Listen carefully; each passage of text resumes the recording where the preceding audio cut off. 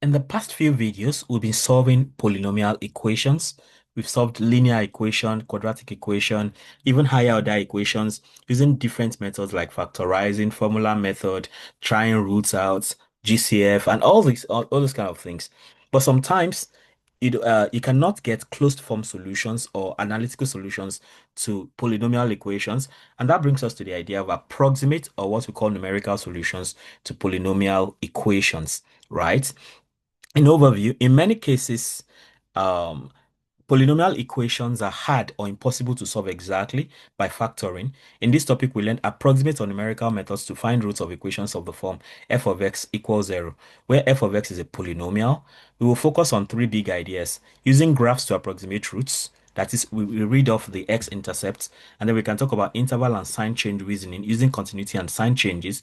And then we have a conceptual introduction to Newton's method, that is tangent line iteration. Interestingly, before I go too far in this, um, can I invite you to check out? I mean, what I'm going to give you here is just a synopsis of the whole numerical analysis thing. But if you check my YouTube channel, if you check my channel, you'll discover that there is I have a playlist, a whole playlist on numerical analysis with several videos. Where is it now? Numerical analysis. Numerical analysis. How far gone is that? It's more recent than what I'm seeing here. Numerical analysis should be so. Yeah, this is it here. I have 78 lessons. That's a lot. So everything numerical analysis, you have it right here. Okay, I have to put this off. Yeah. Okay. So everything about numerical analysis, you have it right here. Okay, so starting from overview of numerical methods, error analysis, approximations, and precision bisection method. So so this is Newton method that I just talked about in that place now. So I have 72 videos here, even including numerical optimization techniques, finite volume, least squares, and all of these things. So you want to avail yourself of all this opportunity to learn. But here, what I'm just giving you here is actually more like a synopsis of numerical methods because since I've taken pain to do it into 78 videos like that. Okay. So let's deal with what we can deal with at this level. Right. So you have graphs and roots. So using graphs to approximate roots now, let f of x be a polynomial. So we want to solve f of x equals 0. So we look at the graph of y equals f of x. So we have roots of f of x are the x-intercepts of the graph, right? So solving f of x equals 0 means finding the x values where the graph crosses or touches the x-axis. So polynomials are continuous and smooth, so their graphs have no jumps or sharp corners. So the key idea is that we can estimate roots by looking at where y equals f of x meets the x-axis. So we can do some kind of rough sketching to locate roots. So even without technology, we can locate approximate roots. So you can choose several x values. For example, x is -3. It's more like, I remember we did this a lot in high school, say first year of senior high school, that is, or even junior high, like third year of junior high, right? So you take a few values and then you pick random values of x like this, evenly spaced out, and then uh, pass it through the equation and also then you now try to plot it on your graph. So from there, anywhere the graph cuts the x-axis, those are your solutions. So you can choose x values, for example, x is -3, -2, -1, 0, 1, 2, 3. Then you compute f of x at each of these points and make a small table. So you then plot x comma f of x on a coordinate plane. Then you can draw a smooth curve through the points like polynomials. Of course, we know polynomials are smooth functions. So look for where the curve crosses or touches the x-axis. So where the graph crosses from positive y to negative y or vice versa, there's a root near that x value, right? So we can also refine roots with graphing tools, right? So using a graphing calculator or software like Desmos. I mean, I've used Desmos a lot in this, in all my teachings. Anyone that involves graphs and doing some work like that, I use Desmos a lot. So you can use Desmos, GeoGebra, or I also use Python. I remember I used Python a lot when I was making the coordinate geometry playlist. So here now you enter the polynomial, e.g., y equals x cubed minus 4x plus 1. So choosing a view window, for example, -5 less than or equal to x less than or equal to 5, you can identify x-intercepts visually and then use built-in features. So you can trace to move along the graph and read off x values where x is close to 0. Then you also have zero stroke root solver. So choose left and right bounds. So the tools return an approximate root. So you can zoom in around and intercept to get more decimal places. For example, for x approximately 0.3, or x approximately 0.28, or x approximately 0.29, depending on what exactly you're solving. Okay, maybe I should demonstrate that here, since so that it will not just be like in the realm of abstraction. Don't worry. Don't forget also that you have a whole playlist to take care of your numerical. If you need to learn numerical methods in some depth. So, we are talking about polynomials, right? But what if I even go ahead and say x plus something like ln x, right? So you can see that. So if you are looking for the solution to this here, where it crosses the x-axis, that's it right here now, okay? So this is not even a polynomial right now. But what if we bring this polynomial we saw here, x cubed minus 4x plus 1, okay? X cube minus 4x plus 1. Okay, so just look at where this graph now, it cuts because it's a cubic expression, right? We expect three solutions. So those three solutions are the three parts where the curve cuts the x-axis. So we can zoom in to see, okay, there's one solution around here. Uh, so the value is minus 2.1149, right? That's one solution. And then we have another one right here. Okay, if you point at it, that is 0.254102. And then we have a third one, okay, which is 1.860806, right? So graphical method is a very sweet way of getting solutions to polynomials like that. And since we have these graphing tools, they literally make our lives way easier, right? You can just punch it in and then you get your results straight up. Okay, so we are still going to learn how to plot this kind of curves in case you don't have Desmos, GeoGebra, or Python.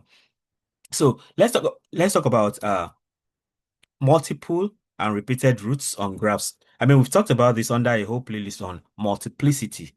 Okay, so polynomials can have simple roots where the graph crosses the x-axis. The sign of f of x changes. So you can see, just like what we have here, you see the sign of the sign is changing. So here it's positive, and then once it crosses here, it becomes negative, and once it goes up, it becomes positive again. So the sign keeps changing as it crosses the x-axis. So simple root where the graph crosses the x-axis, where the sign of f of x changes. Then we can also have repeated roots, like maybe you have x minus a squared, where the graph touches and turns at the x-axis. Often the sign does not change from the graph. So I also give such examples in the previous video. So from the graph, you can have a clear crossing, usually indicating a simple root. Like what we have here now, we are talking about simple roots here. If I go ahead and just do like x, maybe I now change this whole thing now. I just change the power 3 to power 2. Okay, so instead of this cube now, I now have this to be power 2. So you can see, okay, what is this saying now? A bounce off of the x-axis suggests a repeated root. Okay, for repeated roots now, so maybe we are talking about something like minus 4x plus 4. So you see, it just touches to and bounce back. It doesn't cross like that. That's what that expression is talking about right there. So from the graph, a clear crossing usually indicates a simple root. So for this first expression, now the red one, we have simple roots in these three places. And then we have repeated roots here where it touches the x-axis and starts going back up. It doesn't cross. So once there's crossing, we have simple roots. Once there's no crossing, we have repeated roots. Even if you cannot see the exact multiplicity, you can still read off approximate locations of the roots from the graph. So in this case, now the roots, of course, is at x equals 2. You can just point at it. It tells you it's x equals 2, like that. Okay. So locating roots containing intervals. So sometimes you can also do roots containing intervals. Like this, a lot talks about something like bisection method, which I addressed in the playlist on numerical methods. So locating roots containing intervals. To find intervals that contain roots, pick a sequence of x values. For example, all integers from -5 to 5, and then you compute f of x at each value. So compare the signs of f of x at consecutive points. So if f of k and f of k plus 1 have opposite sign, then there's at least one root in the interval k, comma k plus 1. So this gives coarse intervals that each contain at least one root.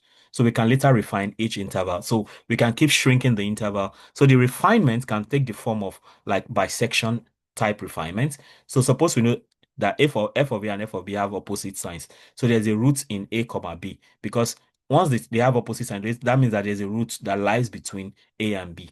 So we can refine this interval by computing the midpoint. Say M is A plus B, and then we now so this M comes in between A and B. So we have A and B. So you now check between A and M, check between M and B. So if A and M f of A and f of M have the same sign, then there's no solution within A and M. But if the sign between the sign of f of M and f of B are different, then there's a solution between M and B, if you want to learn more about that, check the playlist on numerical analysis. I think the third video or fourth talks about bisection method. That's what this is about. So, of course, like I said, you evaluate f of M. So, determine where the sign changes occur. If f of A and f of M have opposite signs, the root is in AM. If FM and F of B have opposite sign, the root is in M, comma B, right? Like I just said. So you can then repeat this process on the smaller interval. So you keep shrinking the interval until you pinpoint the result. It's more like you're searching for something and you keep narrowing. Like you remember, oh, I forgot my keys. So your key could be anywhere on the planet, right? But if you remember, oh, when the key got lost, I was in Sydney, Australia. Okay.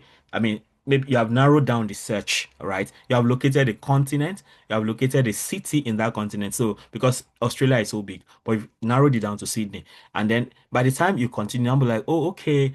The key actually got lost after I went to the Sydney. What's that? There's a particular theater in Sydney. I've forgotten what that place is called. So that's Sydney. Well, let's even say Sydney Harbor. Okay, you have narrowed it down further. Then you can now remember, oh, okay, I was on a ship at the harbor when the key got lost. So you have narrowed it down to the ship. Now, when you get to the ship, you're like, okay, I was in a cabin 4. So you keep narrowing it down until you find that key. That's the idea of bisection method. You keep narrowing it down until you get it. So each step halves the interval length. Then we stop the interval. We stop when the interval is sufficiently small. For example, with less than 0.1 for one decimal place, like that. So you keep narrowing it down. So that's bisection type refinement, like that. So you can learn more about it by checking the playlist I just showed you, talking about numerical analysis. So let's talk about Newton's method.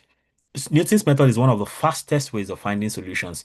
So Newton's method is a fast iterative technique to approximate a root of, if you use bisection method, you may have to do several iterations. Whereas if we use Newton's method, so I mean, if you look at the playlist on numerical analysis, there I explained that there are two general methods for looking for solutions. So you have 2 point methods. 2 point methods tell you have 2 points and you're looking for the solution within the 2 points. And then there's 1 point method. So 2 point method include things like bisection method, there is secant method, I think. Then for 1 point method, you have things like Newton-Raphson's method. I think there's also fixed point iteration, right? So you start with an initial guess and you keep iterating until you get the actual result. So, but of all of them, Newton's method has proven to be very fast in converging. You quickly find your answer with this compared to 2 point methods most of the times. So the idea is that you start with a guess x naught for the roots. So draw the tangent line to the graph of y, which is y equals f of x at x equals x naught. Then find the point where the tangent line crosses the x-axis. Call that x1. Then use x1 as a new guess. Draw the tangent there and repeat to get x2, x3. Now, this may look like abstract, right? But all you need is this formula. Once you have this formula, you can actually work with it. So if the method works well, the sequence x0, x1, x2 quickly moves closer and closer to an actual root, which is the solution you're looking for. So talking about Newton's formula now, if you know derivatives, the tangent line idea leads to the formula. So Newton's formula requires you to know the derivative of a function. So you have xn plus 1 equals xn. So it means that the next iteration is going to be the previous iteration minus the original function evaluated at that point, all over the derivative evaluated at that former point, that former point xn xn.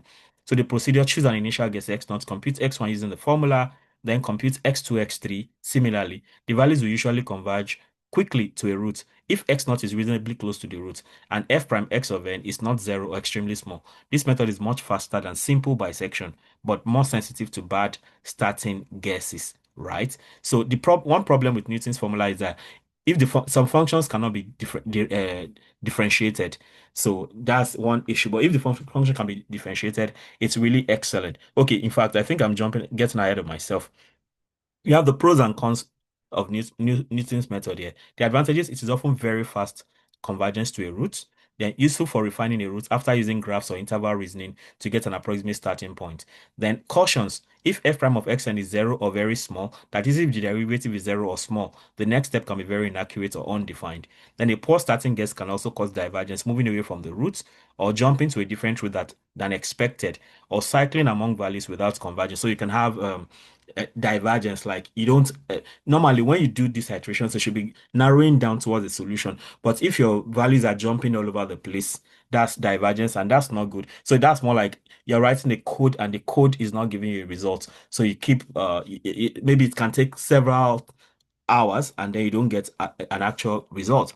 So Newton's method is therefore powerful, but needs care and a good understanding of the graph of f of x, right? So, I mean, you can get in-depth understanding of this by looking at the playlist on numerical analysis that I just showed you on my channel.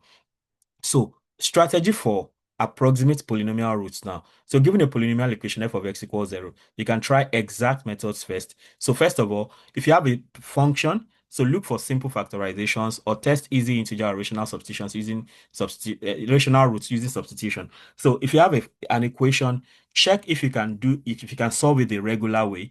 Then, if the regular one fails, then if exact methods are difficult, then you can use a graph to see where the roots lie. Then you can use interval and sign change reasoning to find intervals that contain roots. Then to refine, you can use bisection type halving for a guaranteed method, which is slower but very reliable. Then you can use Newton's method for faster convergence if derivatives are known and good initial guess is available.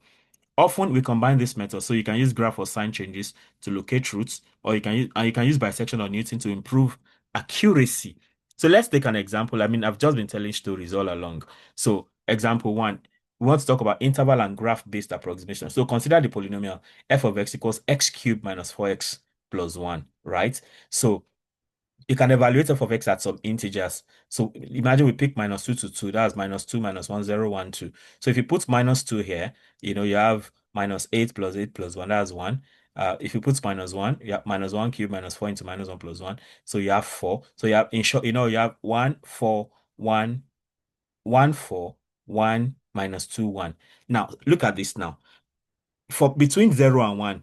So f of 0 is 1. You can see the f of minus 2 positive, f of minus 1 positive, f of 0 is positive, that is plus 1 plus 4 now plus 1. Then f of 1 is now negative, and after that f of 2 is a positive. So what this tells you is that you have possible solutions between 0 and 1, right? Because the signs are changing. Positive changes to negative, negative changes to positive. So it means you have possible solutions to this expression lying between 0 and 1 and also between 1 and 2.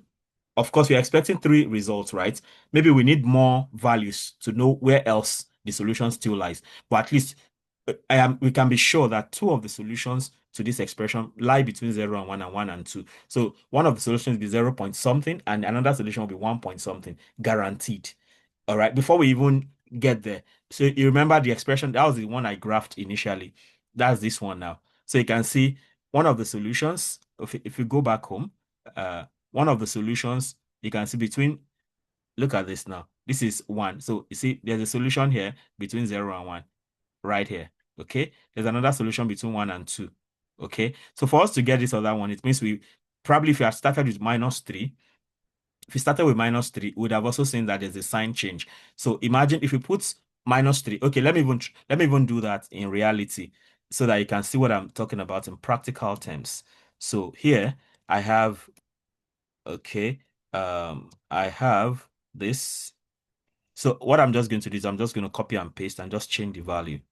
So I do this, then I bring this up here. Okay, so I have minus 3. So I have minus 3 here. So that's minus 3 raised to power 3, then 4 into minus 3, then plus 1. So minus 3 raised to power 3 is minus 27. Okay, then 4 plus 4, minus 4 times minus 3, that's plus 12. And then that's plus 12, then plus 1. So that means 12 plus 1 is 13. 27 minus 13, that's minus 14. Okay, that's minus 14. Okay, so you can see from there that there's a sign change automatically. So for minus 3, we have minus 14, and then there's a change of sign. So it means there's also a solution between minus 3 and minus 2, and that's correct. Because between minus 3 and minus 2, you see this solution right here. So that's what the idea of this is about. So once you have sign changes like this, then there's a solution between wherever there's a sign change. So there's no solution between minus 2 and minus 1 because the sign is the same. Because between minus 1 and 0, no change because the sign is the same. Between 1 and minus 2, between 0 and 1 rather, there's a change of sign. So there's a solution between 0 and 1.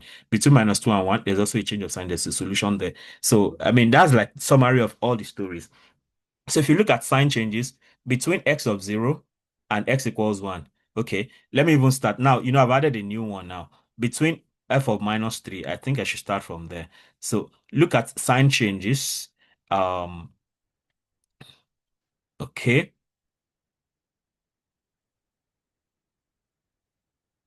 So first, between, because the power is cubic, don't forget that we are looking for three answers. We are looking for three results.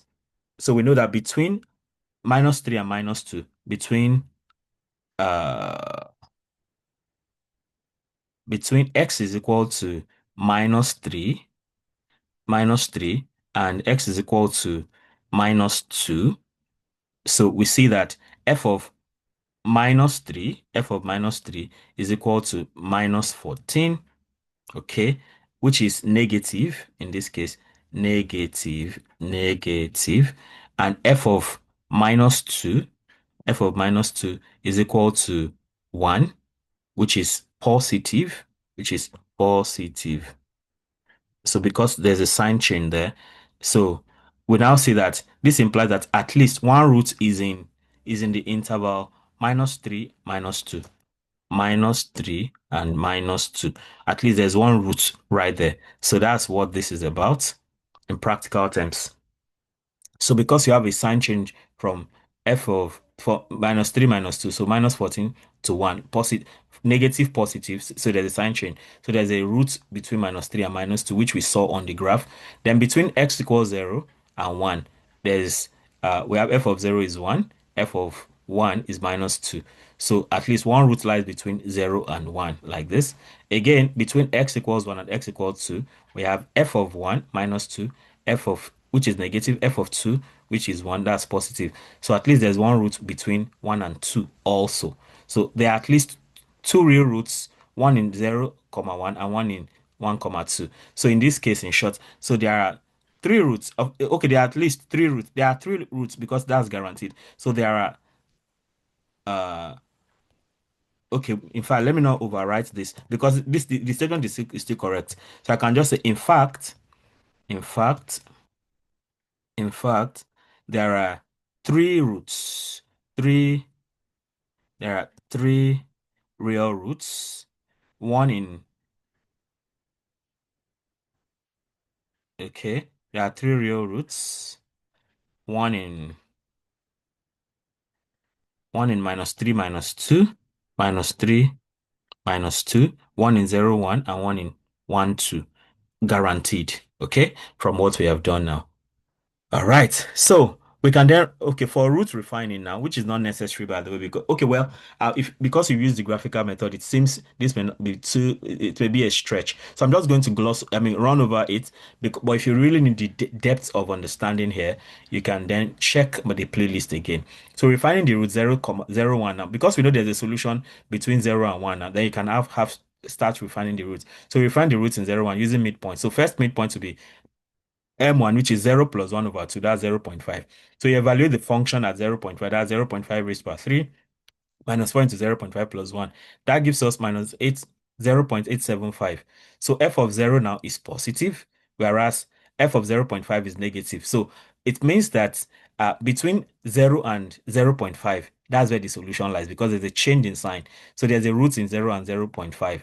So automatically, it means that between 0.5 and 1, there's likely, because we already know that f of 1 is positive, is negative, I think. Yeah, f of 1, we know that f of 1 is negative exactly. So f of 0.5 is negative, f of 1 is negative. So the solution is not between 0.5 and f of 1. So it is between 0 and 0.5. So we go for second midpoint now. That will be 0 and 0.5. 0 plus 0.5 divided by 2, that's 0.25. So evaluate at 0.25 again. Approximately you get 0.015625. So you see, in this one is between 0 and 0.5 now. So you now see that this is positive. So f of 1 is positive, f of 0.25 is positive. So it means the solution does not lie between 0 and 0.25, but it lies between 0.25 and 0.5 because 0.5 is negative, whereas 0.5 is positive. So 0.5 is positive, f of 0.25 is positive, f of 0.5 is negative. So it means the root lies between 0.25 and 0.5. So you can keep narrowing it down. So the interval 0.25, 0.5 now has length 0.25. So we can continue this process until the interval is as small as we need for our chosen accuracy. For example, less than 0.1 for one decimal place. So a graphing tool would confirm that this root is approximately 0.3. So I mean that's between of course, that's overall between 0.1 from what we got from the graph. So between 0.1, you see that the solution is like it's somewhere more accurately on this graph. That's 0.2541, blah, blah, blah, blah, blah. Okay. So, but then this is a method. So depending on the level of accuracy you want, in the playlist about numerical analysis, you see things like tolerance limit and error, things like that. So, if you want more depth, you can go for all of that. Okay. So one step of Newton's method. So you see, here we consider f of x equals x cubed minus 2. And we know that 1 cube is 1 and 3 cube, 2 cube is 8, from here. So of the real root, cube root of 2 is between 1 and 2. Sure. All right. So, of course, f of x is x cubed minus 2. So, it's more like if you equate it to 0, you get x cubed equals 2. That means that x is square root, cube root of 2. So, but then using Newton's method now, we can, estimate that. So we now have a starting guess because we already know our solution is between 1 and 2 because the cube root of 2 is bigger than 1. The cube root of 1 is 1 and the cube root of 8 is 2. So it means the solution definitely lies between 1 and 2. So then we can take somewhere in between 1 and 2. That's x naught is 1.5. So it's always good to take a guess close to what the solution you're expecting looks like, right? So in this case now, because we need, for Newton-Raphson, we need the expression evaluated at a given point and its derivative. So with the derivative, we differentiate f of x, that's 3x squared. This is constant, so that's gone. So we now apply Newton's formula. So x1, the first iteration, is x naught, that's the initial guess, 1.5, minus f of x naught. No, of course, f of x naught to be f at 1.5, that's 1.375. Then f prime at 1.5, that's put 1.5 here. That's 3 into 1.5 squared. That's 3 times 2.25. That's 6.75. Then put it into the expression. So you have x1 is 1.5 minus 1.375 over 6.75. That's approximately 1.5 minus 0.2037. And that's approximately 1.2963. Okay. I mean, after only one Newton step, we already have an improved approximation, which is, so from 1.5, it jumps to 1.29. If you're using bisection method, it may not be this fast, right? So I mean, one way to get this, I can just come here and say x cubed minus 2. I just put it straight. All right. X cube minus 2. Straight up. So go home. Yeah. So you see, this is where it cuts the x. That's 1.25992. And what did we get here? 1.2963. So it means maybe with one more iteration, we can get the result already. But if you want more clarity on this, don't forget, you can just go to my YouTube channel. I'm going back there again because I see myself referring to this over and over again. It's really important. Okay, so I go to playlists again, and then this is numerical analysis right here. 78 lessons. Okay, so first, so you see the approximation and precision. This is bisection method. Second method, fixed point iteration, Newton-Raphson. So you see this is bisection method right here, explained. I jump to the middle somewhere. So you can see we have the intervals going on. Then Newton-Raphson. Newton-Raphson is also Newton, by the way, so don't be confused by the name. So it's like, the iteration goes very fast. So if you want full detail about numerical analysis, this is your go-to place. Don't forget. Okay. So now we have practice questions, which I won't bother to solve because just go to numerical analysis playlist. You get all this. So I'm just flashing this on the screen so you can try your hands on them to see how well you understand this concept. So what I can advise is check the numerical analysis videos and then come back here and solve, right? Come back here and solve. So use a graph hand-drawn or with technology to estimate the real roots of. Okay, I mean, I've shown this a lot that just type it into Desmos and you get your results, right? So try your hands on this. This is 1 to 5 now, question 1 to 5. Okay, then you have question 6 to 10. This is 6 to 10. All right, with this, I come to the end of this interesting video about approximate or numerical solution to polynomial equations. So, and this is necessary because sometimes there are no exact solutions to polynomial equations. So you have to go using approximate or what we call numerical methods. So thank you so much for listening. Let me know how helpful this is for you. And if there's something else you'd like me to try out, feel very free to let me know. Okay? If you have subscribed already, I thank you very much. But if you have not subscribed, why not go ahead and subscribe right away and hit the notification bell so you can always get alerted each time a new video is released. Having done that, you may also want to become a member of this channel. Just click on join. I mean, this is where the join is, if in case I've been saying it and you don't understand. So just come to my channel, you know, just type my name, Emmanuel Jesse Dansu, and then you see, oh, okay, I may need to use another, okay, like if you log in with this, with another, with another channel, like just come here for instance, okay, and you see join right here. So it takes you to there are three levels of membership: bronze access, silver access, gold access. So they give you different levels of. So you see, for the gold access now, we can have one-on-one consultations. All right. And then like we can hang out physically if you're in the same geographical location, and then we can hang out online like that. Okay, to discuss anything that interests you on my channel, right? So you have all that opportunity if you become a member.